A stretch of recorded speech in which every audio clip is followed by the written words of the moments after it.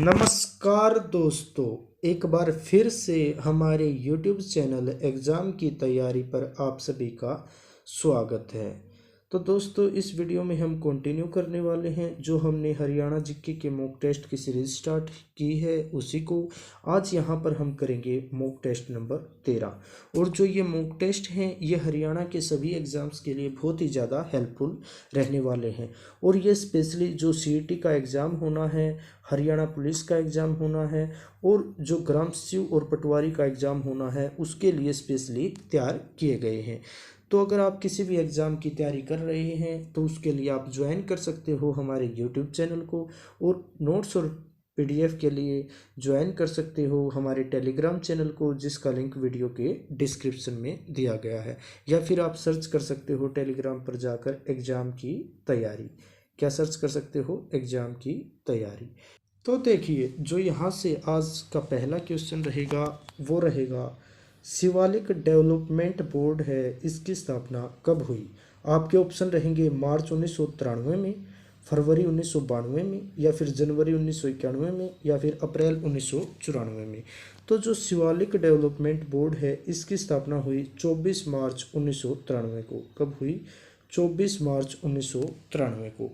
अब आपको पता होना चाहिए, आपसे ये भी बात पूछ सकता है कि जो SDB है इसकी फुल फॉर्म, तो ये रहेगी शिवालिक डेवलपमेंट बोर्ड। अब इसके अलावा यहाँ पर आपसे क्वेश्चन पूछ सकता है कि बताइए जो SDB है इसके अंडर में कौन कौन सा एरिया आता है, कौन कौन से डिस्ट्रिक्ट आते हैं। तो जो SDB है शिवालिक डेवलपमेंट बोर्ड, इसके अंडर में हरियाणा के 3 जिले आते हैं, जिसमें है पंचकुला, अम्बाला और यमुनानगर। कौन कौन से ज़िले हैं? पंचकुला, अम्बाला और यमुनानगर। ये तीनों ज़िले हैं, ये SDB के अंडर में आते हैं। और जो SDB है ये किस डिपार्टमेंट के अंडर में काम करता है? तो ये हरियाणा का जो रेवेन्यू और जो डिजास्टर मैनेजमेंट है उसके अंडर में काम करता है शिवालिक डेवलपमेंट बोर्ड। और इसका हेडक्वार्टर रहेगा कहाँ पर? पंचकुला में। कहाँ पर? पंचकुला में। और इसकी स्थापना हुई थी 24 मार्च 1993 को। कब हुई थी? 24 मार्च 1993 को। नेक्स्ट क्वेश्चन की बात करें तो देखिए, जन्म अंतराल को संतुलित करने के लिए गर्भ निरोधक का शुभारंभ कब किया गया? आपके ऑप्शन है 29 मार्च 2014 को, 29 मार्च 2015 को, या 29 मार्च 2016 को, या फिर 29 मार्च 2017 को। तो जो जन्म का अंतराल है, मतलब पहले एक बेबी हो गया उसके बाद 2 से 3 साल का गैप दिया जाता है, उसको मेंटेन करने के लिए गर्भ निरोधक जो गोलियां हैं या इंजेक्शंस हैं उनकी शुरुआत की गई। कब की गई? ये की गई 29 मार्च 2016 को। कब की गई? 29 मार्च 2016 को। नेक्स्ट क्वेश्चन की बात करें तो देखिए, हरियाणा की शहरी मृत्यु दर क्या है? आपके ऑप्शन है 2.3%, या फिर 3.3%, या 4.3%, या फिर 5.3%। जो हरियाणा की शहरी मृत्यु दर है ये रहेगी 5.3%। कितनी रहेगी? 5.3%। नेक्स्ट क्वेश्चन की बात करें तो देखिए, धर्म के आधार पर हरियाणा में सिख जनसंख्या कितनी है? आपके ऑप्शन रहेंगे 1,14,378, या फिर 1,24,378, या फिर 1,34,378, या फिर 1,44,378। तो जो हरियाणा में सिख जनसंख्या है वो रहेगी 1,24,378। कितनी रहेगी? 1,24,378। नेक्स्ट क्वेश्चन जो कि बहुत ही ज़्यादा इम्पोर्टेंट है और अक्सर इस टॉपिक से रिलेटेड 1 से 2 क्वेश्चन पूछ लिया जाता है।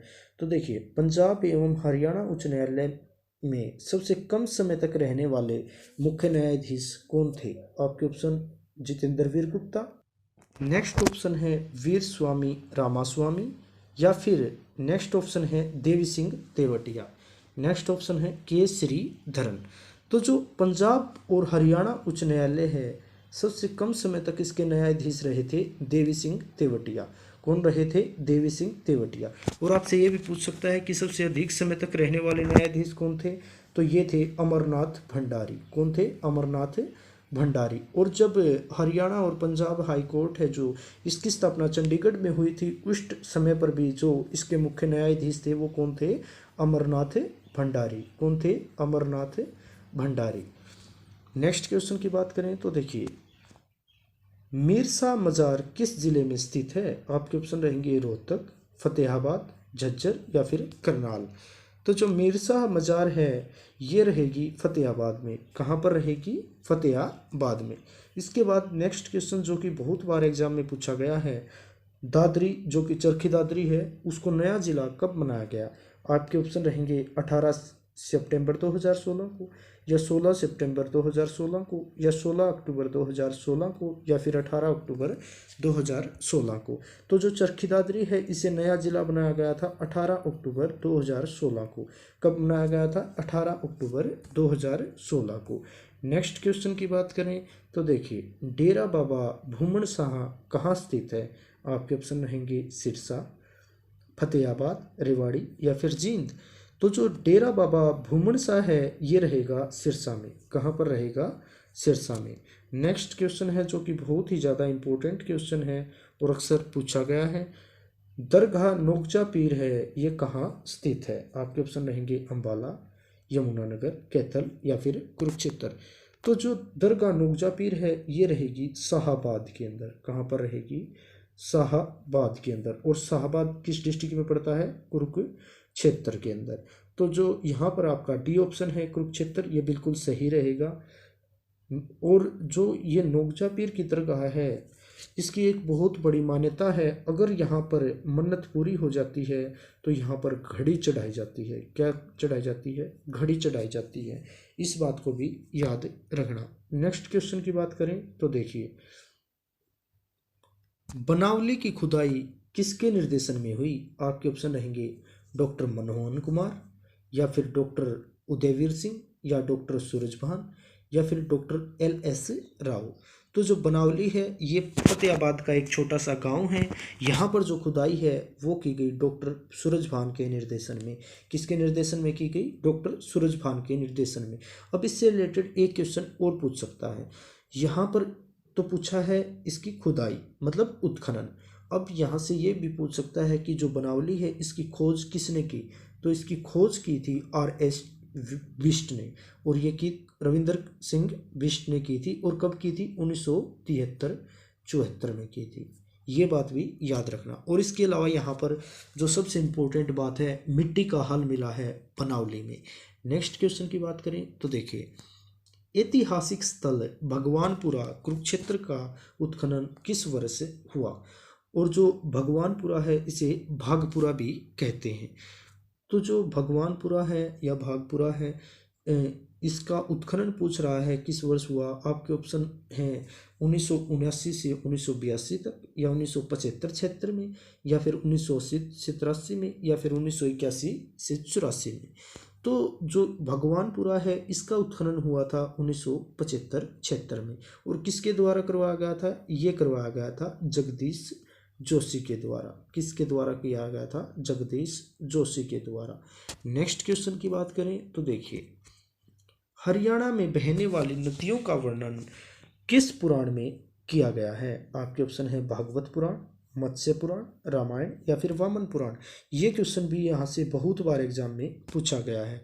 तो जो हरियाणा में बहने वाली नदियाँ हैं इनका जो वर्णन है, उल्लेख है, ये किया गया है वामन पुराण में। किस में किया गया है? वामन पुराण में। नेक्स्ट क्वेश्चन की बात करें तो देखिए, सीमेंट उद्योग हरियाणा के किस नगर का प्रमुख उद्योग है? आपके ऑप्शन रहेंगे सूरजपुर, यमुनानगर, सोनीपत या फिर गुरुग्राम। तो जो सीमेंट उद्योग है ये जो मुख्य उद्योग है सूरजपुर का। कहाँ का? सूरजपुर का। और सूरजपुर कहाँ पर है? ये रहेगा पंचकुला जिले में। कहाँ पर रहेगा? पंचकुला जिले में। नेक्स्ट क्वेश्चन की बात करें तो देखिए, पिंजौर सवर घाट है जो, ये कौन सा राजमार्ग है? आपके ऑप्शन रहेंगे NH1, NH8 या फिर NH21C या NH10। तो पिंजौर सवर घाट राजमार्ग है ये है NH21C। और इसके अलावा ये भी पूछा जा सकता है NH10, तो ये रहेगा दिल्ली फिरोजपुर मार्ग। कौन सा मार्ग? दिल्ली फिरोजपुर मार्ग। इसके अलावा NH1 है, ये रहेगा दिल्ली अमृतसर मार्ग। कौन सा मार्ग? दिल्ली अमृतसर मार्ग। नेक्स्ट क्वेश्चन की बात करें तो देखिए, केंद्रीय विश्वविद्यालय की स्थापना कब हुई? आपके ऑप्शन रहेंगे 2008 में, 2009 में, 2010 में या फिर 2011 में। तो हरियाणा में जो केंद्रीय विश्वविद्यालय है इसकी स्थापना हुई 2009 में। कब हुई? 2009 में। अब आपको पता होना चाहिए इसकी स्थापना कहाँ पर हुई। तो इसकी स्थापना हुई जयंत पाली में। कहाँ पर हुई? जयंत पाली में। और जो जयंत पाली है ये किस जिले में रहेगा? ये रहेगा महेंद्रगढ़ में। कहाँ पर रहेगा? महेंद्रगढ़ में। तो जो केंद्रीय विश्वविद्यालय है इसकी स्थापना 2009 में कहाँ पर हुई?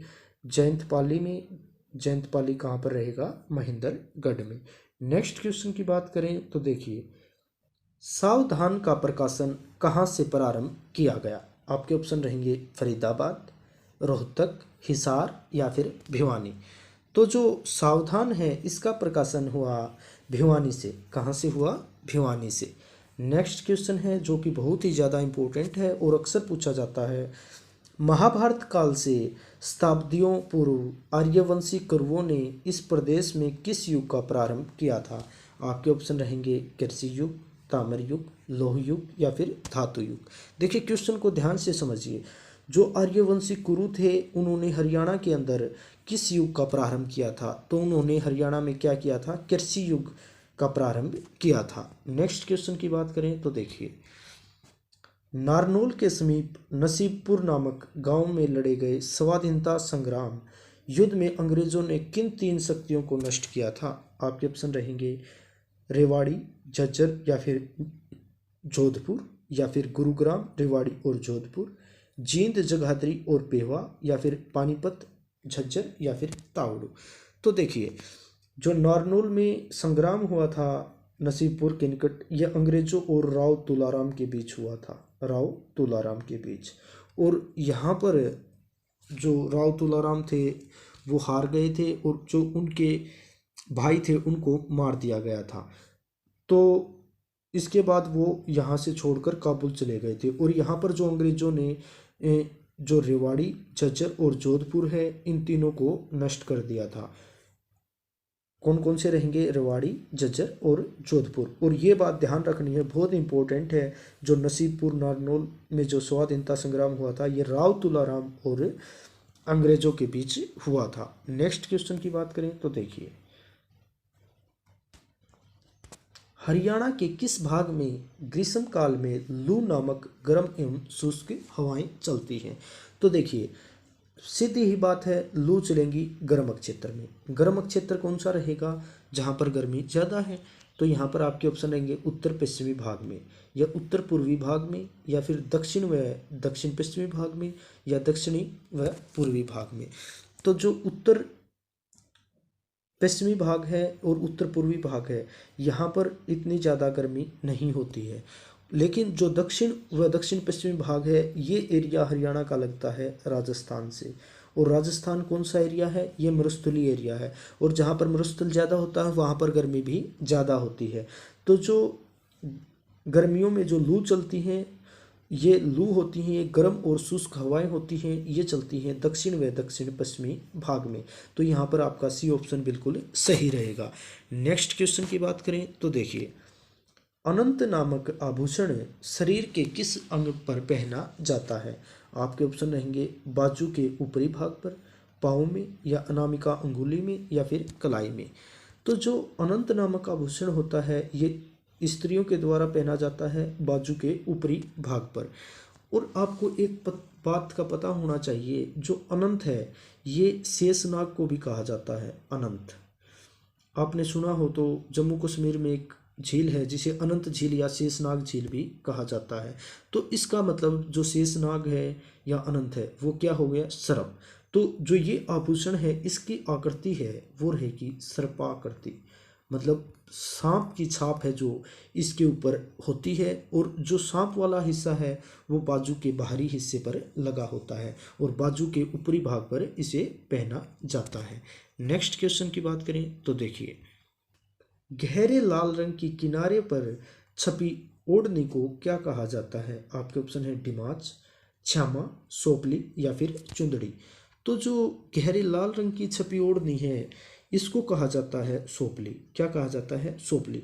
और इससे रिलेटेड एक बात और ध्यान रखनी है, इसे कहा जाता है मांगलिक ओढ़नी। क्या कहा जाता है? मांगलिक ओढ़नी। अब आपसे ये भी पूछ लिया जा सकता है कि मांगलिक ओढ़नी किसे कहा जा सकता है, तो ये सोपली को कहा जाता है। और इसके जो किनारे होते हैं वो गहरे लाल रंग के होते हैं। कैसे होते हैं? गहरे लाल रंग के।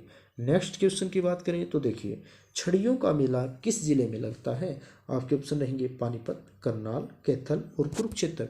तो जो छड़ियों का मेला लगता है ये लगता है करनाल जिले में। और ये क्वेश्चन 3 से 4 बार एग्जाम में पूछा गया है। और इस क्वेश्चन को इस तरीके से पूछा गया है, यहाँ पर करनाल ऑप्शन में नहीं दिया गया था। ये करनाल के एक गांव में लगता है, वो ऑप्शन में था। और उस गांव का क्या नाम है? अमूपुर। क्या नाम है? अमूपुर। तो यहाँ पर आपको ध्यान रखना है, जो छड़ियों का मेला है वो लगता है करनाल जिले के अमूपुर गांव में। कहाँ पर लगता है? करनाल जिले के अमूपुर गांव में। ये बात बिल्कुल बहुत ज़्यादा इम्पोर्टेंट है यहाँ से। और ये भी पूछा जा सकता है कि ये किस महीने में लगता है? ये लगता है सितंबर महीने में। कब लगता है? सितंबर महीने में। नेक्स्ट क्वेश्चन की बात करें तो देखिए, दादा कान्हा रावत मेला कहाँ आयोजित होता है? आपके ऑप्शन है बहीन, धतीर या फिर मुंडकटी या फिर गाढ़ोता। तो जो दादा कान्हा रावत का मेला है ये होता है बहीन में। और ये बहीन कहाँ पर रहेगा? फरीदाबाद जिले में। कहाँ पर रहेगा? फरीदाबाद जिले में। और इसके अलावा जो दादा कान्हा रावत मेला है इसे कहा जाता है कान्हा गौशाला मेला भी कहा जाता है। क्या कहा जाता है? कान्हा गौशाला मेला भी कहा जाता है। और आपको एक और बात ध्यान रखनी है, जो दादा कान्हा रावत मेला है या फिर कहिए कान्हा गौशाला मेला है ये लगता है फाल्गुन महीने की पंचमी को। कब लगता है? फाल्गुन महीने की पंचमी को लगता है। और कहाँ पर लगता है? फरीदाबाद के बहीन में लगता है। नेक्स्ट क्वेश्चन की बात करें तो देखिए, रविदासी पंथ के मेले का आयोजन कब व कहाँ किया जाता है? आपके ऑप्शन रहेंगे भाद्रपद पूर्णिमा सोनीपत में, या फिर आश्विन पूर्णिमा को झज्जर में, या फिर कार्तिक पूर्णिमा को रोहतक में, या फिर मार्गशीर्ष पूर्णिमा को सिरसा में। तो जो रविदासी पंथ का मेला है इसका आयोजन किया जाता है सिरसा में। कहाँ पर होता है? सिरसा में। और ये जो मार्गशीर्ष की पूर्णिमा होती है उसको होता है रविदास पंथ का जो मेला है उसके मेले का आयोजन। नेक्स्ट क्वेश्चन की बात करें तो देखिए, रियो ओलंपिक में पदक जीतने वाली साक्षी मलिक का संबंध हरियाणा के किस जिले से है? आपके ऑप्शन रहेंगे सिरसा, पानीपत, रोहतक या फिर करनाल। तो जो साक्षी मलिक है इन्होंने रियो ओलंपिक में पदक जीता था। और साक्षी मलिक का संबंध है रोहतक से। कहाँ से रहेगा? रोहतक से। और ये कुश्ती की खिलाड़ी है।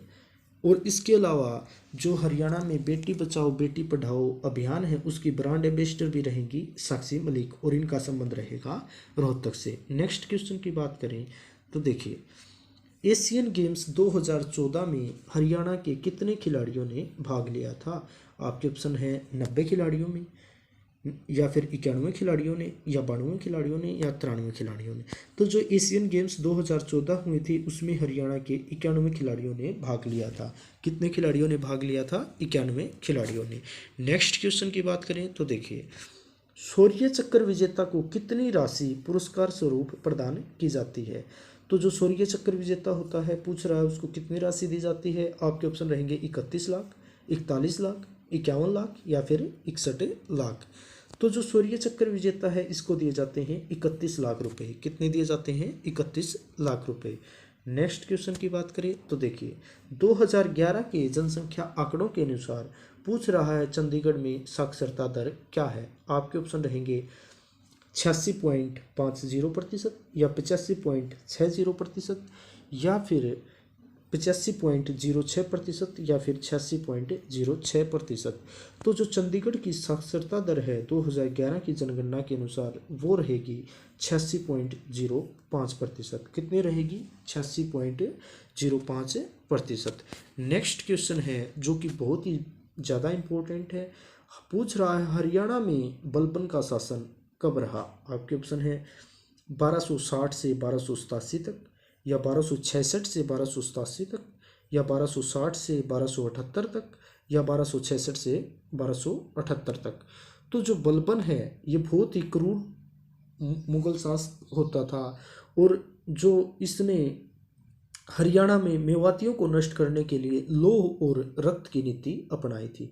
और इसका शासन कब से कब तक रहा? 1266 से 1287 तक।